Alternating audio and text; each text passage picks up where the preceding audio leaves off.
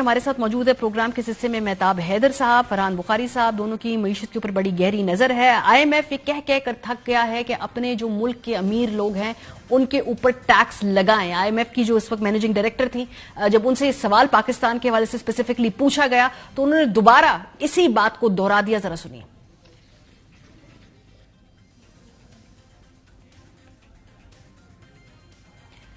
सवालात वही हैं जी, हम कोशिश करते हैं इसको दोबारा चला पाए। आगाज करते हैं आपसे फरहान साहब। आज हमने देखा कि ये जो किफायत शारी की मुहिम अनाउंस की है, बहरहाल काबीना का साइज हम स्लैश नहीं करेंगे, और ये जो पूरे पर्क्स बताए हैं इन्होंने, इसका पहले ये इनका फायदा उठाया जा रहा था, हमें बताया जाता है कि जी रजाकाराना तौर पे हम कोई तनख्वाह नहीं ले रहे, लेकिन बहरहाल इज इट इनफ सर? क्या सिंबॉलिकली आपका ख्याल है चले एक अच्छी शुरुआत तो है? जी शुक्रिया। इंतहाई मज़ा का खैर सूरत हाल है। आज का जो ऐलान हुआ है उसके साथ ये भी बताया गया कि मजमूई तौर पे कुछ 200 अरब रुपए की बचत होगी। भाई पिछले हफ्ते आपने 170 अरब रुपए के जो टैक्सेस लगाए हैं पाकिस्तान में, और खास तौर पे कम आमदन वाले तबकात पे, जिसका बहुत बुरा असर होगा।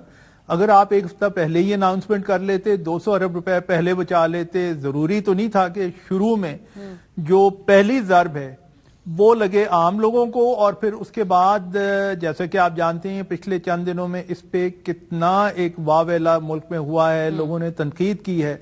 तो अब ये आज ये ऐलान हो गया है, और ऐलान किस हद तक मौसर होगा ये भी अभी हमें देखना है।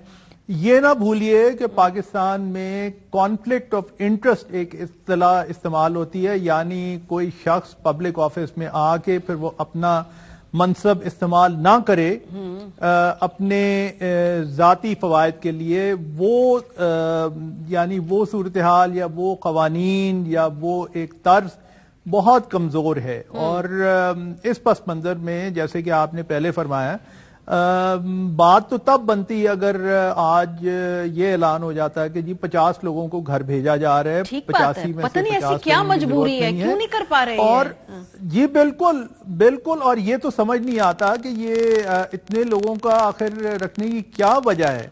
एक मजाक इस्लामाबाद में ये बना हुआ है, शायद आपने भी सुना हो कि 85 मेंबरान की कैबिनेट में, काबीना में शायद 1-2 की तो जिम्मेदारी ये होगी कि वो बाकियों का नाम और कवायद जो है उनकी लिस्ट मेंटेन करें, और क्या वजीर आजम को सारे के सारे 85 लोगों के नाम याद होंगे? ये तो बहरहाल इस पे कई लोगों ने लेकिन आज जो इम्पोर्टेंट सीरियस सूरत हाल है, जो एक और इम्पोर्टेंट जो बात है जिसको आज दोबारा इग्नोर किया गया है मेहताब साहब, जो टैक्स जिस तबके से लिया जा रहा है उसी के ऊपर मजीद बोझ डाला जा रहा है। जो अनटैक्स सेक्टर है उसके ऊपर टैक्स लगाने से अभी भी ये घबरा रहे हैं। सख्त फैसला क्या ये है कि भाई ऑलरेडी जिन पे टैक्स है उन पे और टैक्स थोप दो, या सख्त फैसले जो हमें बताए जा रहे हैं वो ये होने चाहिए कि जिनसे टैक्स लेने की जरूरत नहीं है उनसे टैक्स लेके दिखाए हमें? जी बिल्कुल आप ठीक कह रही हैं। देखें, बुनियादी तौर पे पाकिस्तान में प्रॉब्लम ही ये है, दुनिया में सारी में टैक्स की फिलॉसफी ये होती है कि आप अमीर लोगों से जिनकी ज्यादा इनकम होती है आप उनसे टैक्स हासिल करते हैं और गरीबों की फलाह बहबूद पे खर्च करते हैं। पाकिस्तान में इसके बिल्कुल उल्ट है। अगर आप डायरेक्ट और इनडायरेक्ट टैक्सेस की रेशो देखें तो पाकिस्तान में 88 to 90% इनडायरेक्ट टैक्सेस हैं, चूंकि मैं विद होल्डिंग टैक्सेस को भी इनडायरेक्ट टैक्सेस कहता हूँ। और ये इनडायरेक्ट टैक्सेस जो है वो गरीब आदमी पे बोझ ज्यादा होता है इसका, और वो इनडायरेक्ट टैक्सेस जमा करके आप अमीरों पे और जो पाकिस्तान का एलीट कैप्चर है आप उसके लिए इस्तेमाल करते हैं। आप ये देखें कि अभी IMF की प्रिस्क्रिप्शन के मुताबिक GST का रेट हमने 17 से 18% बढ़ा दिया। ये एक इनडायरेक्ट टैक्स है।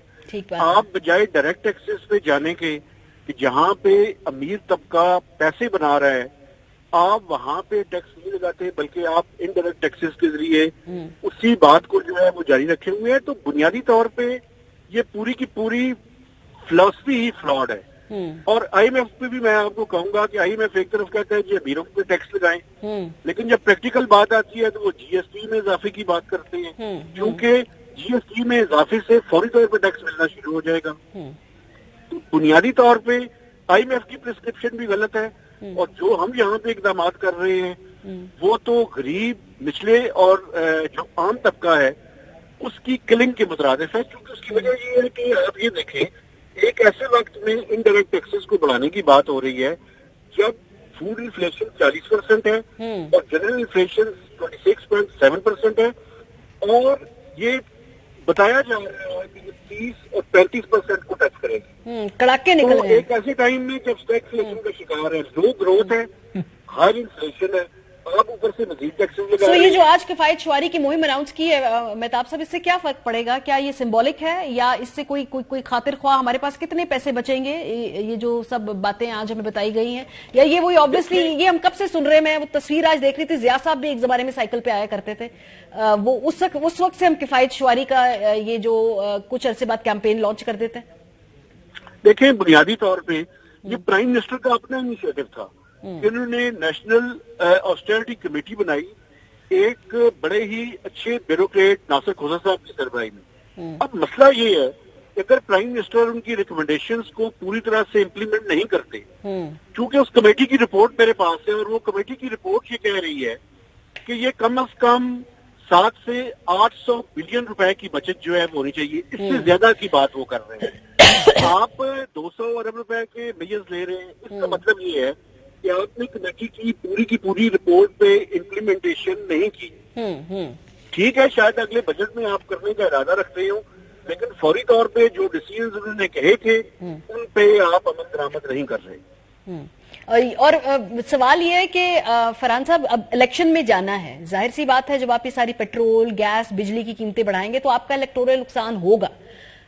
کیا وہ زیادہ بڑا نقصان ہے یا یہ اس وقت جو جن کو ٹیکس کرنا چاہیے پر ٹیکس نہیں کر رہے ہیں وہ زیادہ بڑا گین ہے؟ کیونکہ جب اگر یہ سب کچھ اس خوف سے الیکشن میں کوئی بھی پارٹی الیکشن ایئر میں فیصلے نہیں کرتی نا، لیکن جن سے ٹیکس لینا ہے ان سے ٹیکس لیتی بھی نہیں ہے۔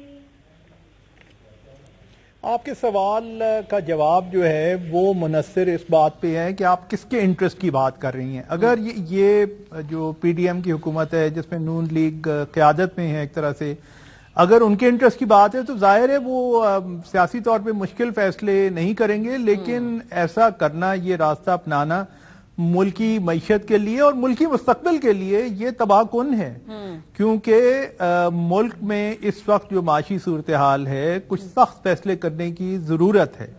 ایسے فیصلے جن میں حکومت کی مقبولیت میں ایک شدید کمی آئے، لیکن اس کے باوجود حکومت پھر فیصلے کرے کیونکہ پاکستان کی بقا، سلامتی اور بہتر مستقبل کے لیے وہ فیصلے اچھے ہیں، صحیح وہ کرنے کو تیار نہیں ہے۔ تو یہ عجیب سی ایک کھچڑی بنی اور ہوئی ہے آئرنی کہ یہ پاکستان ہے، کی بہت شکریہ فرحان بخاری صاحب ہمارے ساتھ موجود تھے، مہتاب حیدر صاحب۔ آئرنی، اس تمام فیصلے ایونچولی ہمیں کرنے پڑیں گے، ان تمام سیکٹرز کو ہمیں ٹیکس کرنا پڑے گا، لیکن اس سے پہلے جو اتنا پلوں کے نیچے سے پانی بہہ جائے گا تو وہ نقصان کو کون جو بعد میں کمپنسیٹ کرے گا؟ بریک پہ جائیں گے، واپس آئیں گے۔ ارشد شریف کی آج 50ویں سالگرہ تھی، ہم سب نے منائی، پاکستان میں لوگوں نے منائی، اس کے حوالے سے بات کریں گے، آپ لوگ ہمارے ساتھ۔